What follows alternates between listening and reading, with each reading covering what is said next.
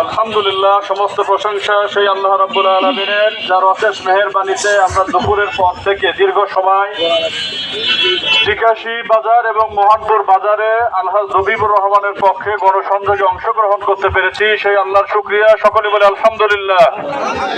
বর্ষিত হোক দরুদ ও সালাম হযরত মুহাম্মদ মুস্তাফা, সকলে বলে সাল্লাল্লাহু আলাইহি ওয়াসাল্লাম। সম্মানিত উপস্থিতি, আমার প্রিয় মাতৃভূমি, আমাদের প্রিয় মাতৃভূমি 54 বছর হলেও, স্বাধীন হলেও এদেশের সবই ছিল, সবই আছে। সুজলা সুফলা শস্য শ্যামলায় ভরপুর বাংলাদেশ। এরকম দেশ আদৌ পৃথিবীতে দ্বিতীয়টা আছে কিনা আমাদের জানা নেই।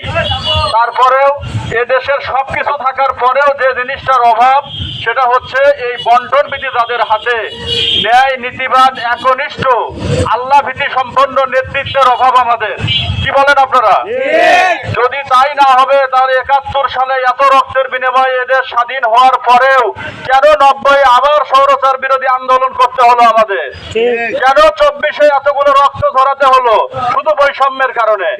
সম্মানিত উপস্থিতি, এখানে যে জিনিসটা বড় দাগে, মোটা দাগে আমাদের সমস্যা চিহ্নিত হয়, তা হলো যে আমাদের সৎ নেতৃত্বের চরম অভাব রয়েছে। আমাদের নেতৃত্বের গুণগত পরিবর্তন আনতে হবে। যেখান থেকে এই দুর্নীতির সয়লাভ হচ্ছে, সেটা পরিবর্তন করে সৎ, যোগ্য, দক্ষ, দেশপ্রেমিক, আল্লাহ ভীরু লোক সেই জায়গায় বসাতে হবে। কি বলেন আপনারা?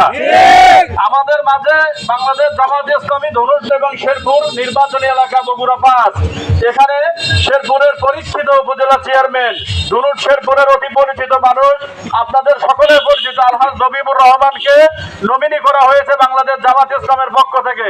আপনারা কি মনে করেন যে লোকটা সৎ, লোকটা চরিত্রবান, আল্লাহ ভীরু? যদি এই হয়ে থাকে তাহলে সামনের দিন আপনারা তার জন্য সর্বোচ্চ ত্যাগ স্বীকার করে আগামী দিনে জাতীয় সংসদে পাঠাবেন ইনশাআল্লাহ। এই কথা বলে আমি আমার বক্তব্য শেষ করছি। আসসালামু আলাইকুম ওয়া রাহমাতুল্লাহ।